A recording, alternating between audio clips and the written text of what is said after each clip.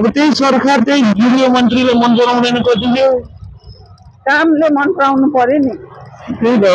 त्यो विरोधीहरू हो कि त्यहीमा उहरू अरू अरू उसको हो कि झोलेहरू कति राम्रो खटेर गरेछ धेरै राम्रो गरेछ नि त्यो विरोधीहरूले अर्कै त्यो एमाले काङ्ग्रेसहरू होला होला अब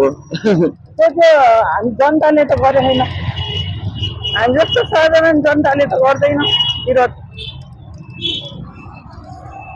अरू अरू अरू पार्टीकोले गर्छ विरोध कति राम्रो काम गरिरहेछ खटेर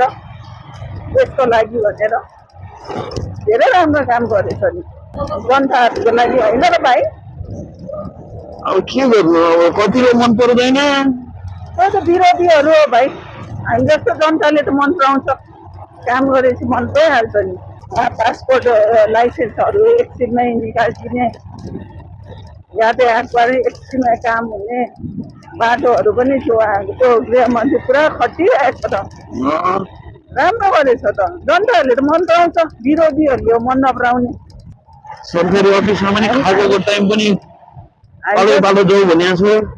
छ हामी जस्तो मान्छेहरूले त मन पराउँछ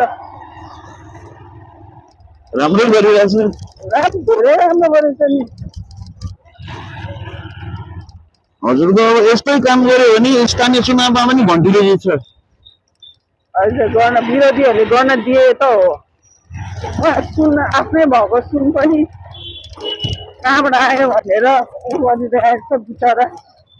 त्यो करप्टेड मान्छेहरू भ्रष्टाचारीहरूलाई पो गर्नुपर्छ होइन यिनीहरूलाई किन गर्ने अब 500 केजीको सुन पनि हजुरको सुन त भयो अहिलेसम्म त्यस्तो पढे लेखेको पहिलेदेखिको खानदानी मान्छे रहेछ होइन उनीहरूको सोसियल मिडियाबाट पनि आउँछ नि त होइन मान्छे पनि खानदानी रहेछ क्या बाउले पहिला कति रोपनी जग्गा त दिएकै रहेछ नि त्यो उता मधेसमा खानदानीहरू हो कि पढे लेखेको एजुकेटेड पैसा राम्रै कमाउनेहरू अनि आफ्नो पर्सनल ऊ त त्यस्तो गर्नु हुँदैन हो अब जस्तै अहिलेको त्यो बुढो नेताहरूले भयो त्यो शेरबहादुर देउवा पुरीहरू तिनीहरूले जस्तो सम्पत्ति के अरे पोलिटिक्समा हुँदा कमाएको हो त्यस्तो पो हो र विरोध गर्ने त्यस्तोलाई किन विरोध गर्ने त्यो त आफ्नो पर्सनल हो त्यो त विरोधीहरू हो क्या भाइ हामी जस्तो जनताले त सबैले मन पराउँछ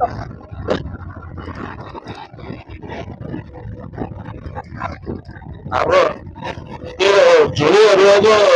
तपाईँको खान पाएन के रे भाइ झोलेहरूले खान पाएन त्यही त हो नि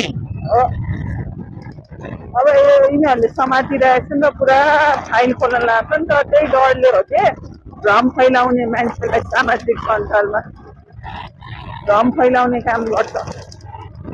काम गर्न दिनु पर्यो नि प्रयोग नगरे नि काम गर्न दियो हुन्छ क्या विरोध गर्नु हुँदैन क्या दिन त पर्ने हो त्यही गर्न दिँदैन रहेछ त अब जनता उठ्नुपर्छ नि जनताले साथ दिनुपर्छ जनताले भोट दिए होइन वैशाख 12 गते ठुलो आन्दोलन गर्ने भनिरहेछ त बालेन सरकारले ढालिदिन्छु भनिरहेछ त कहाँबाट ढाल्छ सुन्नु पर्यो नि दुई दिनमा बालेन सरकार ढालिदिन्छु भनिरहेछ जेएनजीको भन्दा आन्दोलन भन्दा नि खतरा गर्थ्यो भन्दैछ त गर्न चाहिँ दिन्न आउनेहरूलाई यस्तो गर्यो भने हामी पब्लिकै उठ्छ होला पब्लिक त उठ्नुपर्छ त्यो गऱ्यो भने पब्लिकले उ गर्नुपर्छ होला नाच्नुपर्छ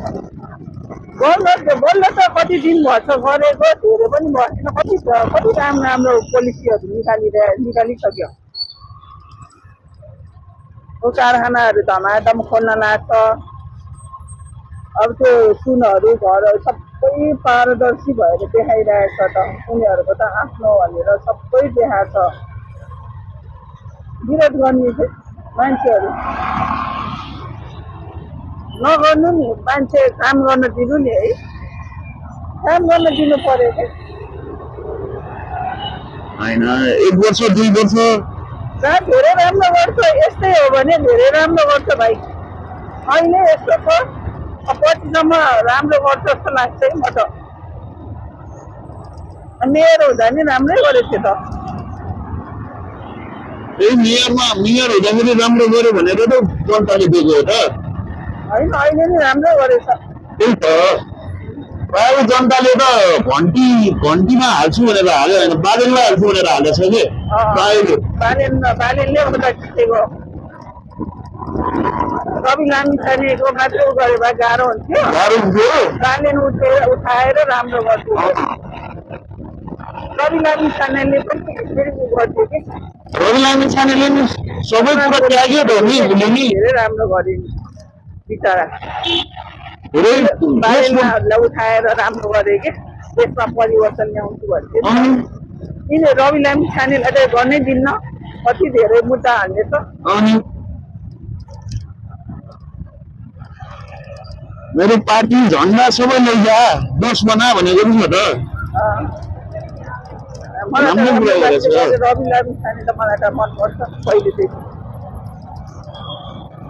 नेता मान्छे राम्रो लाग्छ कस्तो भाषण पनि खतरा गर्छ है कति राम्रो मनै छुने गरेर दमदार भाषण दिन्छ त्यही भएर त भोटको बेलामा बालिनले अनि